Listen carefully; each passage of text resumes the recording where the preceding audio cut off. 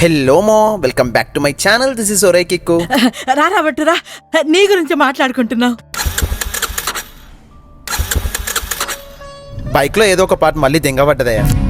నువ్వు గానీ ఇట్లనే ట్రబుల్ ఇస్తే ఏదో ఒక రోజు నేను ప్లాస్టిక్ సామాన్ కమ్మి దెంగేస్తా. చెప్పినావు కదా నీ సెంటిమెంట్ బ్యాండ్ అని నువ్వే ఉంచుకో. 1 2 3 అమ్మా. ట్రిపుల్ డ్రైవింగ్ చేస్తేనే పోలీసులు పొక్క వాళ్ళు దింగుతారు. అలాంటిది నువ్వు 4 వేసుకొని నారాజు కాకుండా తిరుగుతున్నావు అంటే ఏం గుండు రావాడిది, ఆ గుండె బతకాలి.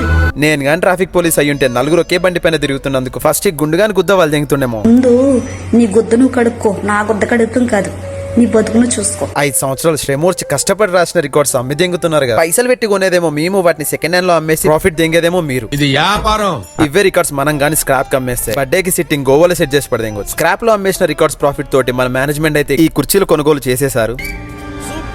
సీఎంఆర్ కాలేజ్ దగ్గర ఓటీసీ అని ఒక క్రేజీ కెఫే ఉందేమో. ఈ కెఫేలో ఎగరేటివి, దూకేటివి, కరిసేటివి, ఈదేటివి అన్ని ఉన్నాయేమో. కెఫేకి వచ్చి నుంచి టర్కిష్ కోడిని చూస్తుంటే తినాలి తినాలి అనిపిస్తుంది. కోడినా? టికెట్ భలే క్యూట్ గా ఉందని కాసేపు అలా పెట్ చేసాము. రెడీ 1 2.